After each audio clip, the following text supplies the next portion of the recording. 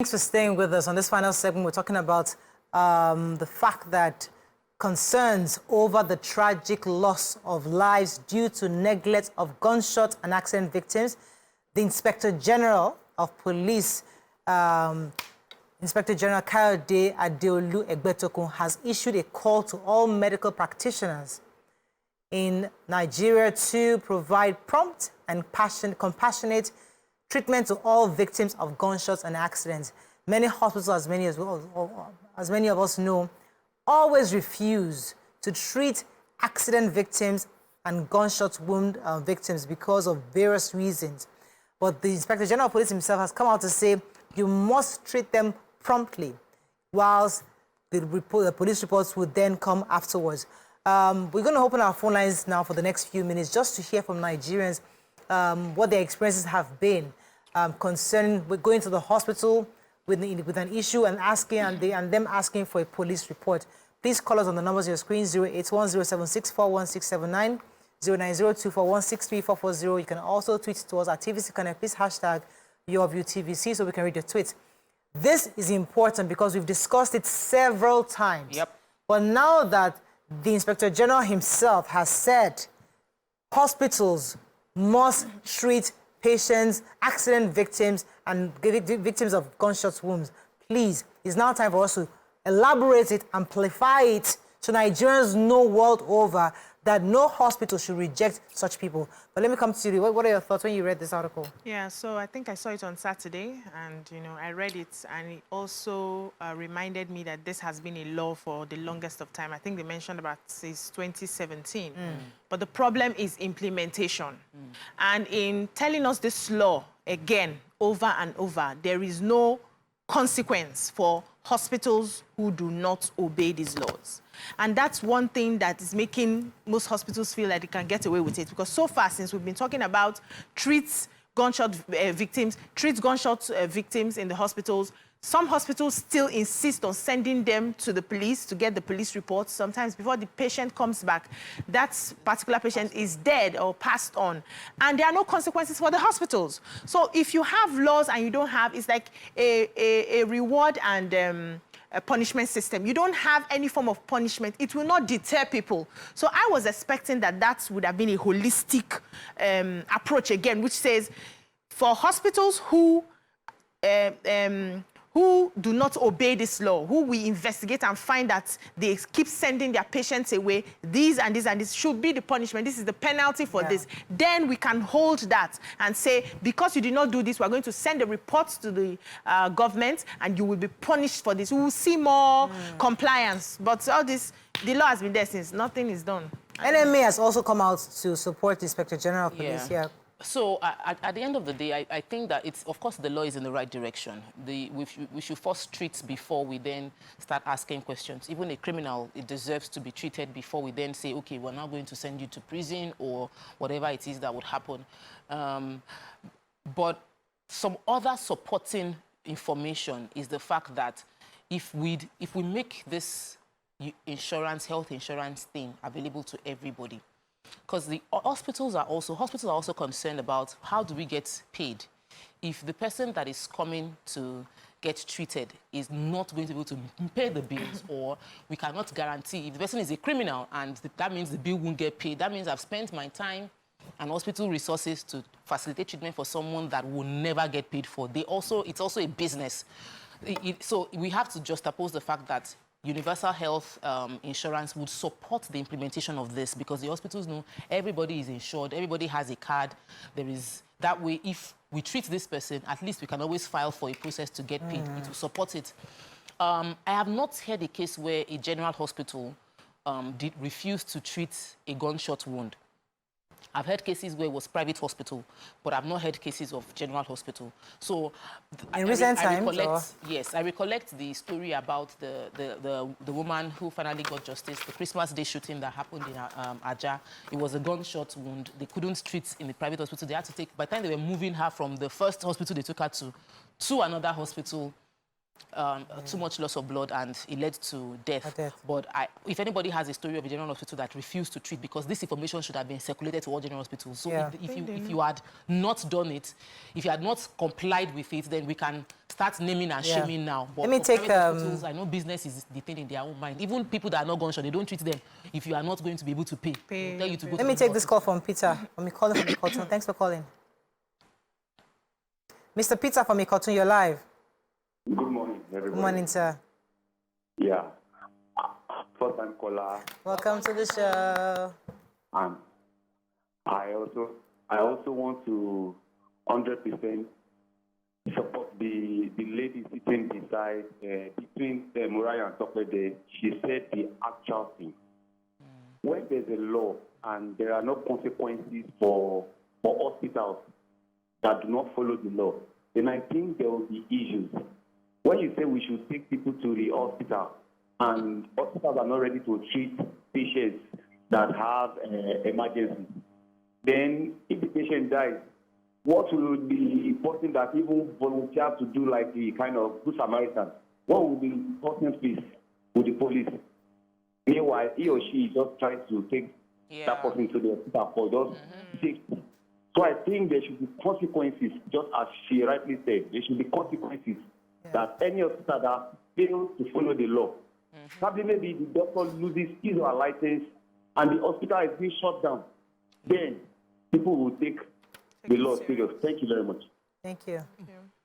So this has happened in the Bagada case when before the law was Adejobi at the time and before the law was passed. Any kind of, victim of maybe gunshot or a knife stab emergency is an emergency, so hospitals must treat. And I don't know what the fear of the hospitals are, but if we don't, as BC said, start to see consequence, not necessarily taking away the license of the hospital, but making the hospitals compensate those victims, families of the victims, for the loss of their victims. I think the cost will over time deter that, ignore them. What happened then in that case was where a woman was stabbed and brought in, and they just left them. I'm hearing new terms of brought in dead, no pulse, no, a lot of those new terms. But you don't see any attempt to even help. They'll just come and check the pulse and say, take. It happened in Abuja too. Try to sad story. Do something. Bring in, even honor the dead if it's truly you found no pulse at the point of admission. Don't just say, if you find no pulse at the point of admission, do you just throw the body back at the family, or you help them, keep the body, pack the body and send to the mortuary or whatever you need to do, and give a death certificate or a writing on what happened to the family so that they know properly that you received or helped at the time of need. Because the person that is bringing the person might even know that the person is unconscious or maybe suspect that they are dead, but they need a medical advice. Right. Not that when you tell them at the door, somebody who is grieving, go away, those kind of things. And take Adams. Good morning, Adams. Thanks for calling. Thank you, my dear sister. Thank you very much. My name is Adams. I'm calling from Kogi State. Welcome. I've been one of your admirers in this program. Thank you, sir. And the topic we are discussing now, we want to believe that it has to be in conjunction with the health minister, because we are talking about law. The law has been there. I lost my younger brother some years back. His mates are now generals. They retired. They had an accident. Accident happened, and that was it. But what I'm saying is that it is enforcing those laws that is a problem in this country. Because not only enforcing it, even people, when accidents happen, they are afraid to assist the accident victims. And this has been a problem. That the general police are giving directives, enforcement has to play, but in conjunction with the federal Minister of Health, which is very important. So thank you very much.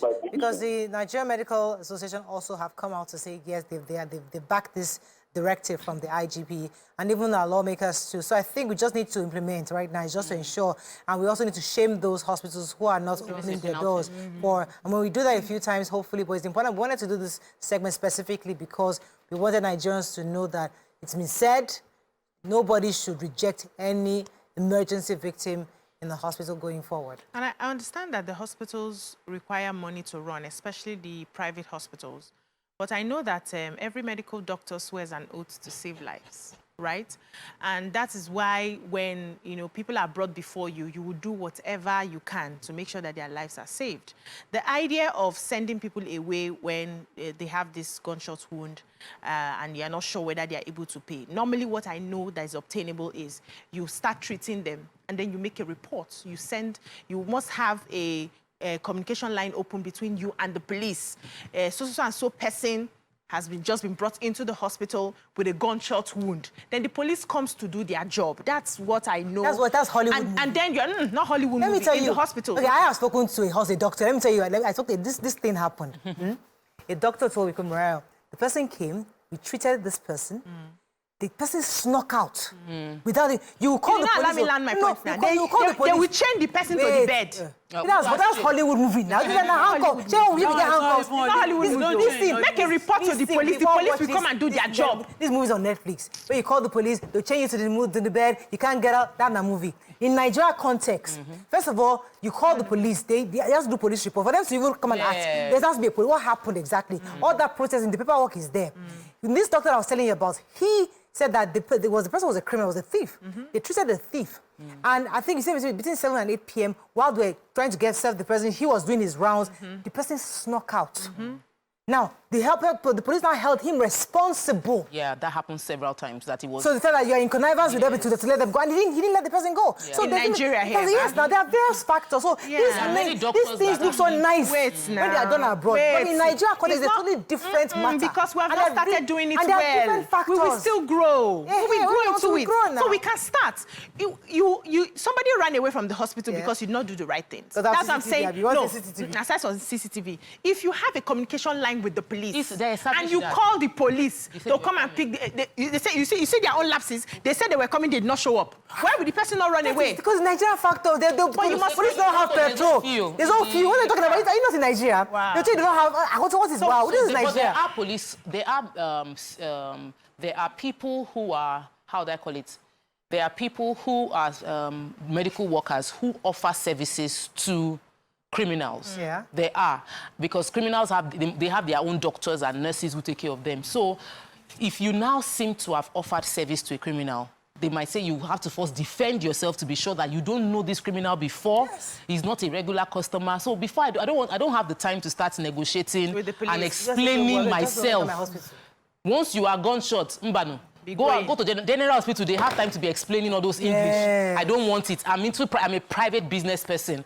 And we aside from these issues of gunshot and stab, we also private hospitals don't treat you if you cannot convince them that you can pay the bill. I remembered clearly that I was having miscarriage from TVC. They drove me to the hospital. Before they offered me treatment, I was still on the bed in pain. They were asking me who is going. You are not a staff. They say you are not a staff. So you don't have insurance because you are contract. I can never forget it. So how are you going to pay? Your bill is this one. I remember that's also down. Even there was that one I told him when I took my child to. This one, he was such a kind doctor, community doctor. He loves to help the people around him. You're pregnant, he will deliver you. But guess what? Once they hear that doctor is nice, so everybody start coming. Maybe from Ikotun, they will hear that they'll start coming. And he wasn't collecting money initially. But then he was like, I'm going broke. Because he didn't have money. People say, that doctor is a very nice doctor. He will deliver your baby without him collecting. And they'll be coming. And he will see them at the reception. He has to help them. So in Nigeria, you have to be very careful. It's a totally different ball game. Yeah. At the back of all of this is the way our people see things. We brought about this abuse system. Somebody has helped a criminal victim. Somebody shot. He did not know whether it was a criminal. Somebody else is a police officer and says, you knew him, that's why you helped him. See the YYK sent. A young man said he was taking his wife to hospital during labor. He got to hospital, but he saw an accident on his way. He also assisted the accident victim to the hospital. 3 months later, he met the person on the road, and the person said, you stole my phone that day, you helped me. Locked him up for 5 months till he got help from legal aid. Wow. To be represented in court. He insisted he stole his phone. I couldn't have stolen your phone. He said, no, you helped me, and so you have the phone. Himself and his brother got him to a police station. The police did not investigate and say, the phone, how do you get it? Not that you got your phone with a, what's it called, lost and find something, something that's on all those. Not that you found the phone on him. Just by accusing him, they locked him up in the police station for 5 months. Imagine that. For helping out. If that person sees somebody bleeding tomorrow, the first thing is to run for his life. And so we brought about this system, this circle on ourselves, and we can do better. How do we get out of it? The police is at the center of it all. Very. It was more effective. More effective and investigate whatever allegation, anything you're seeing. So somebody is street, he runs an hospital. This is a criminal. Go and find your criminal. Instead of shutting down his business for no reason. That's you were the last person seen with him. Excuse. Yes. Does not work. Then if you are rescuing someone, God forbid you rescued someone and the person dies. You are in prison till in the next 4 years. They have not escaped. So before I will help somebody, you are collapsed on the floor. God will help you. Nigerian police. I will pray for you. Pray for me. That one I told you I helped. She was wait, Thank God that the person did not. Thank God. Hey, you know what I mean? She was just thanking God. Don't ever try it again in your life. Yeah. When I was doing my CDES in Benue State, so we used to go to the prisons. We were working with lawyers. And there was this old man and the son that were in the prison that had been locked up for over 1 year. What was their case? They went fishing. They are fishermen. Fishermen went fishing and they saw a dead body floating. And they lifted the dead body and took the dead body to the police station, you know, to say, this is what we saw in the water.